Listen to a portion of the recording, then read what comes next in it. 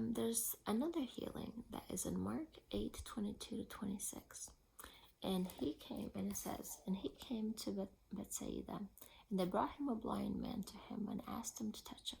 And he, Jesus, took the blind man by the hand, led him out of the town.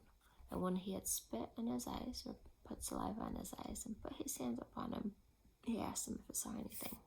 And the man then said that he sees men walking as trees. Then Jesus touches his eyes again, and then he saw clearly. So if you read that passage in Mark 8, Jesus was already, maybe it's not that one, but the question is, why did Jesus take him out of the town to heal him?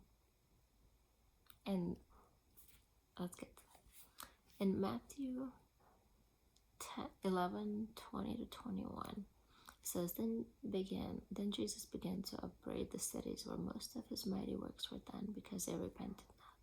And he said, woe to you, Bethsaida! For if the mighty works which were done in you had been done in Tyre and Sidon, they would have repented long ago in sackcloth and ashes. Bethsaida was one of the places where Jesus does most of his miracles. And in Mark 8, when he came to Bethsaida, they brought him a blind man and asked him to touch him. And Jesus took that blind man by hand and out of the town. And when he comes back, after he heals him, he says in Mark 8:26, neither go into the town nor tell it to any in the town. And there's two things here that the Holy Spirit has shown me. One, this town was woed. It was chastised. It was upbraided by the Lord. He did so many miracles in that town, and they believed not. So at this point, Jesus takes the man out of the town. This healing has no more association with that town. If anything, it says don't go into that town and don't tell it to them, because they were condemned to remain in their blindness. The people in that town could not be represented by Jesus opening the eyes of a blind man. And the other portion that we see here is in Isaiah 42:16, where the prophecy is, and I will bring the blind by a way they knew not, and I will lead them in paths which they have not known. I will make darkness light before them, and crooked things straight. Jesus took this man by hand and led him out of the town. I believe by the Holy Spirit that he took him by a way, by a path which this blind man had not known before. I imagine as a blind person, you have one road that you know in your mind and would go by it.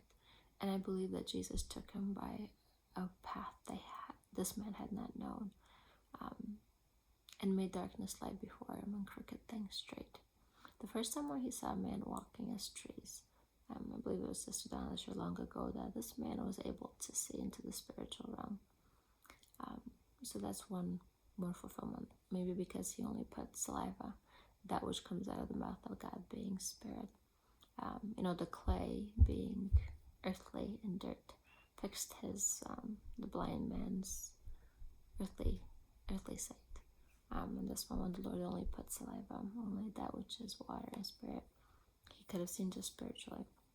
Or the other part is that it needed 2 rounds, because it says, I will make darkness light before them and crooked things straight. I believe also that it was a representation of this entire verse, that the reason it needed 2 is to straighten that which was crooked. Not that Jesus couldn't do it at once, but he was fulfilling prophecy, that being in Isaiah 42:16. The next one that I want to speak of is when Jesus feeds the people in the desert. I've spoken about the numbers and the breadth here before, so I won't go into much detail. But when he feeds the multitude, it was a place of wilderness. It was away from the towns, which is why the disciples said, send them into towns so they can find food. And the fulfillment of that prophecy, well, there's a few. In Psalm 7:8-19, the people asked, it's a reminder of what the people did in the desert. And they said, can God furnish a table in the wilderness? The answer was yes then, and the answer is yes, that Jesus can. He is God, and he can furnish a table in the wilderness.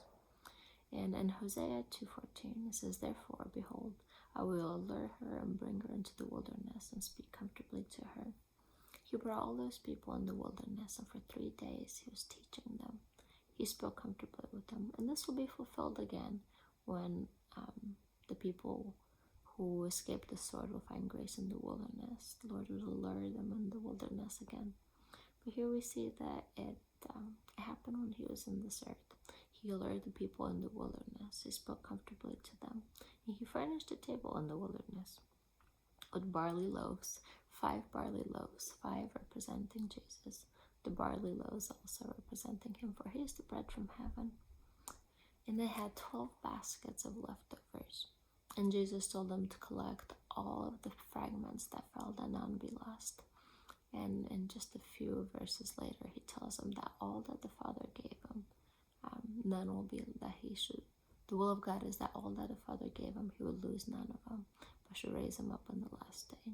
And here you have 12 baskets of fragments that should not be lost, because they represent the people of Israel that will be raised.